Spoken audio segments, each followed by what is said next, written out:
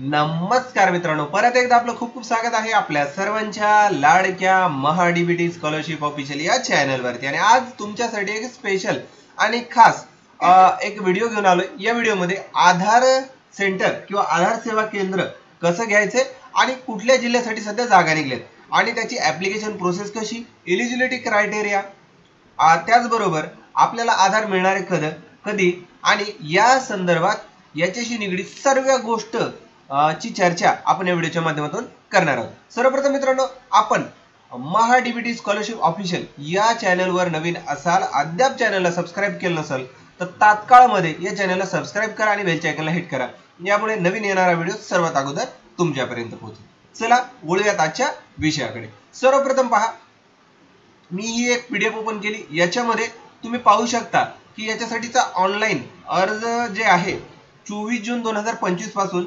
4/7/2025 पर्यंत सुरू झालेला आहे। आणि याच्यामध्ये आपल्याला काय करायचे, प्रत्यक्षरित्या हार्ड कॉपी स्वीकारली जाणार नाही, ऑनलाईन मध्येच अर्ज करावा अशा याच्यामध्ये सूचना आपल्याला दिलेल्या आहेत। आता याच्यामध्ये सर्वप्रथम यांच्या काही पात्रता, यांचे अनिवार्य कागद, या गोष्टी आपण चर्चा करूया। थोडं झूम इन केलंय म्हणजे तुम्हाला दिसायला सुरळीत होईल किंवा व्यवस्थित होईल। आता बघा, आधार संचासाठी जिल्हाधिकारी कार्यालय यांच्या मार्फत देण्यात आलेल्या आपले सरकार सेवा चालकांनीच अर्ज करावे, इतर कुणी अर्ज करू नये असं याच्यामध्ये सरळ सांगितले। आता बघा, सदर कालावधीनंतर म्हणजे त्यांना ठरवलेल्या फिक्स डेटच्या नंतर तुमच्या अर्जाचा विचार केला जाणार नाही, त्याच्यामुळे वेळेत अर्ज करा म्हणजे चांगले। त्याच्यानंतर बघा, अर्जामध्ये सर्व माहिती भरा, त्याच्यामध्ये कागदपत्र पण अपलोड करा, 12वीचं गुणपत्र, आपले सरकारी सेवा केंद्राचा आयडी, याच्यामध्ये आधार, पॅन, बँकेचं पासबुक, असं सगळ्या गोष्टी असाव्यात। अर्जदाराने अर्ज शुल्क 500 रुपये ई सुविधा कलेक्टर्स नांदेड यांच्या नावे एक अकाउंट नंबर दिला, एक IFSC कोड दिला, याच्यामध्ये ऑनलाईन जमा केल्याची पावती पण जोडायची आहे। आता बघा, याच्यामध्ये काही अटी आहेत।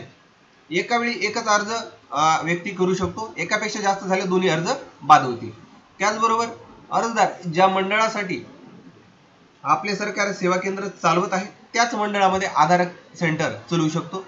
त्याचबरोबर आधार किट करता अर्ज करणाऱ्या उमेदवाराकडे DIT किंवा अन्य कोणत्याही नोंदणीकृत संस्थेकडून वितरित करण्यात आलेला दुसरा आधार संच नसावा। म्हणजे काय की दुसऱ्या कुठल्याही कंपनीत तुमच्याकडे आधार संच नसावा।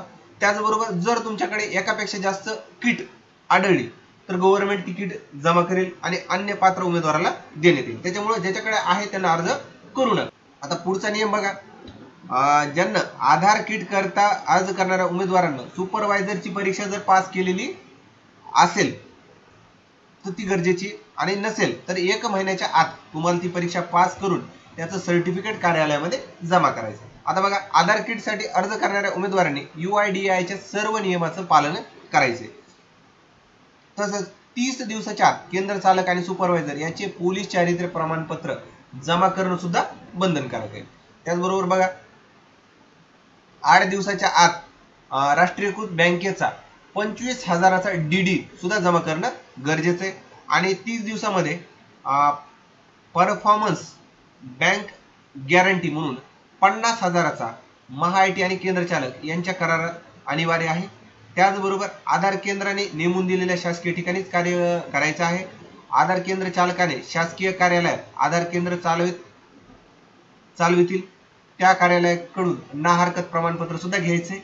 त्याचबरोबर शासकीय सुट्ट्या वगळून 9:30 ते 6 पर्यंत तुम्हाला याचं केंद्र आपलं चालू ठेवायचे।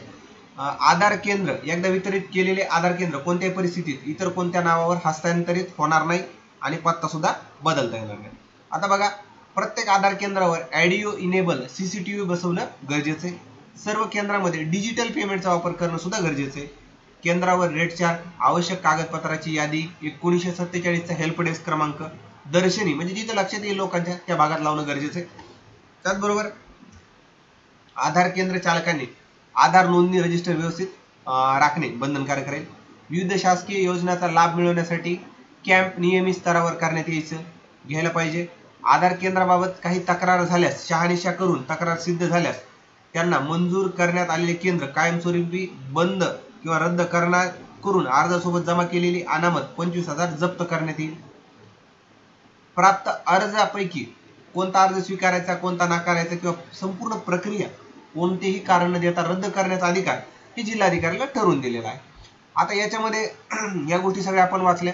याच्यामध्ये एकापेक्षा जास्त जर अर्ज गेले तर लकी ड्रॉ सिस्टीमनं हे अर्ज पकडले जाणार आहेत. आता बघा ऑनलाईन पद्धतीने अर्ज स्वीकृतीचा नमुना कसा आहे. याच्यामध्ये तुम्हाला सर्वप्रथम तुमचं नाव, आधार केंद्र आपल्या सरकारी सेवा केंद्राचा ID, ज्याच्यामध्ये तुमचा तालुका, महसूल मंडळ आणि महसूल मंडळातील गाव या गोष्टी इथं भरून घ्यायचे. त्याचबरोबर बघा मोबाईल नंबर, ईमेल ID आणि तुम्ही जर आधार सुपरवायझर प्रमाणपत्र परीक्षा पास केली असेल तर त्याचा नंबर लिहा, नसेल तर MT सोडा. आधार क्रमांक, पॅन क्रमांक लिहा, शैक्षणिक पात्रता लिहा आणि त्याचबरोबर आता तुमचे गाव जे असतील आणि किती लोकसंख्येला कुठल्या ठिकाणी किटची उपलब्धता आहे याची एक यादी इथे मिळालेली आहे. याची PDF तुम्हाला मी डिस्क्रिप्शन मध्ये प्रोव्हाइड करणार आहे. त्याला क्लिक करून ही सगळी माहिती भरून तुम्ही जिल्हाधिकारी कार्यालयाकडे देऊ शकता. आणि हो, ह्याचं जे जाहिरात आपण वाचली, ही जाहिरात फक्त आणि फक्त जिल्हाधिकारी कार्यालय नांदेड यांच्यासाठीच आहे, इतर कुठल्याही जिल्ह्यासाठी नाही. ज्या ज्या जिल्ह्याची चालू होईल त्याची तुम्हाला नक्कीच मी व्हिडिओ बनवून माहिती देण्याचा प्रयत्न करेन. तुमचा जिल्हा कुठला किंवा कुठल्या जिल्ह्यासाठी तुम्हाला किट हवी आहे ते मला कमेंट करून सांगायला विसरू नका. व्हिडिओ आवडला असल्यास लाईक करा, जास्तीत जास्त गरजू व्यक्तीपर्यंत हा व्हिडिओ शेअर करा आणि अद्याप चॅनलवर नवीन असाल तर चॅनलला सबस्क्राईब करा. तुमचा मूल्यवान वेळ दिल्याबद्दल धन्यवाद मित्रांनो. भेटूयात नवीन एका व्हिडिओमध्ये.